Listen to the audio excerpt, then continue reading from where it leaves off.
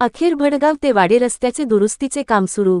लेखी आश्वासनाने उपोषण स्थगित. भडगाव ते कोठली, कनाशी, बोंडगाव वाडे या दरम्यान रस्त्याची अतिशय दुरावस्था होती. रस्त्याच्या दुरुस्तीचे काम करण्यात यावे, अन्यथा ग्रामस्थांसह भडगावी उपोषण करू, असे निवेदन पणकार अशोकबापू परदेशी यांनी सार्वजनिक बांधकाम विभाग भडगाव यांना दिलेले होते. बांधकाम प्रशासनाने दखल घेतली नाही. त्यामुळे अशोकबापू परदेशी यांनी भडगाव पोलीस स्टेशनचे पोलीस निरीक्षक महेश शर्मा साहेबांना याबाबतचे निवेदन दिलेले आहे. अशोकबापू परदेशी यांनी भडगाव तहसील कार्यालयासमोर ग्रामस्थांसह उपोषणाला बसण्याचा इशारा दिलेला होता. सार्वजनिक बांधकाम विभागाने निवेदनाच्या मागणीची तात्काळ दखल घेत भडगाव ते वाडे रस्त्याच्या डागडुजी, दुरुस्तीच्या कामासाठी खडी टाकून काम सुरू करण्यात आलेले आहे व रस्त्याचे काम लवकर पूर्ण करण्यात येईल.